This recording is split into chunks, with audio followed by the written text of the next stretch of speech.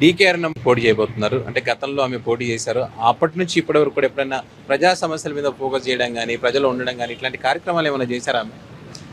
మనం గమనిస్తే ఆమె గత ప్రభుత్వంలో ఎమ్మెల్యేగా కూడా పనిచేయడం జరిగింది.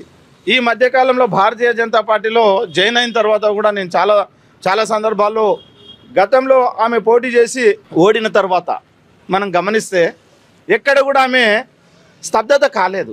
ప్రజల మధ్యనే ఉంటుంది.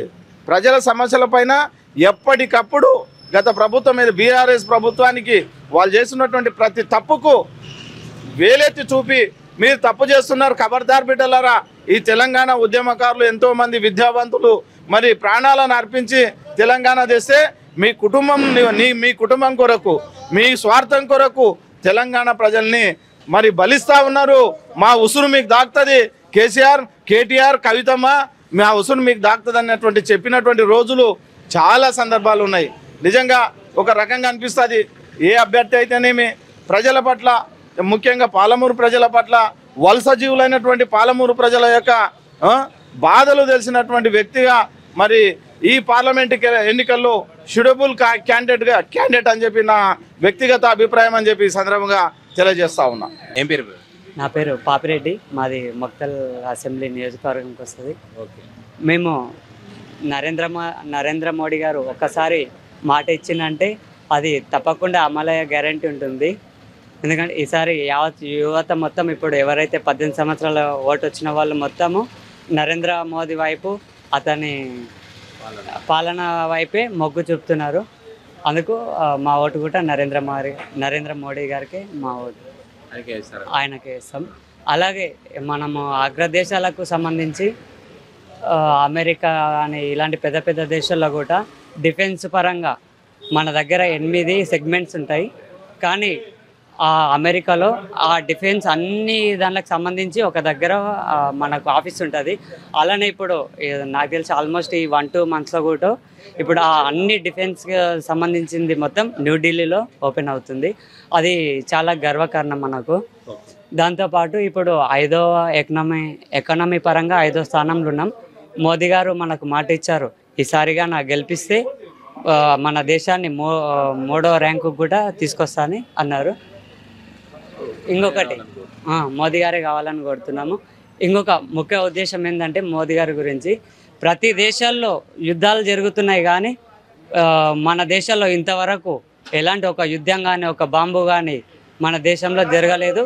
దేశ ప్రజలు కూడా చాలా సురక్షితంగా ఉన్నారు. అందుకే మా ఓటు మోదీ గారికి. ఏం పేరు? మహేష్ సాగర్. ఇప్పుడు అసెంబ్లీ ఎన్నికలు కంప్లీట్ అయినాయి.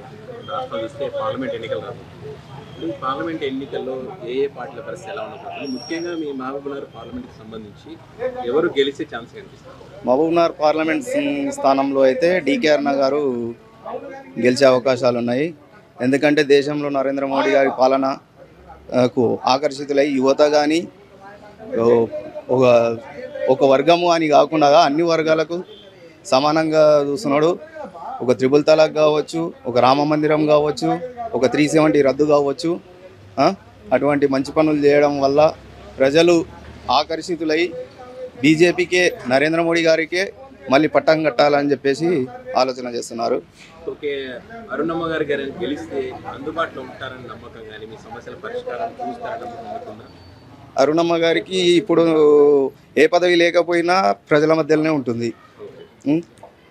ఒకవేళ పదవి అనేది ఉంటే ఖచ్చితంగా ఆమె ముందుండి ప్రజల యొక్క సమస్యలు తీరుస్తారని చెప్పేసి గట్టి నమ్మకం ఉంది ఆమె పైన. అయితే ఇక్కడ మహబూబ్ నగర్ అంటే ముఖ్యమంత్రి రేవంత్ రెడ్డి గారు సొంత జిల్లా. అవును, ఆయన కూడా చాలా ప్రతిష్టాత్మకంగా తీసుకుంటారు. మరి ఆయన ఎఫెక్ట్ ఏమైనా ఉంటుందంటారు?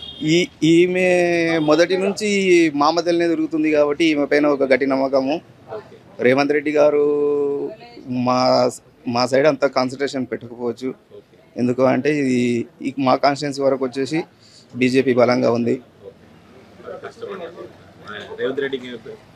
రేవంత్ రెడ్డి ఎఫెక్ట్ అనేది ఉండదు.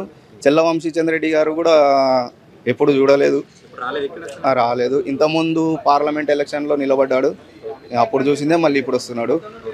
డీకేఆర్ గారు అయితే ఏ చిన్న ఫంక్షన్స్ ఉన్నా ఖచ్చితంగా అటెండ్ అయ్యి ప్రజల మధ్యలో ఏమైనా సమస్యలు ఉంటే కూడా వచ్చి తీర్చి వెళ్తుంటారు.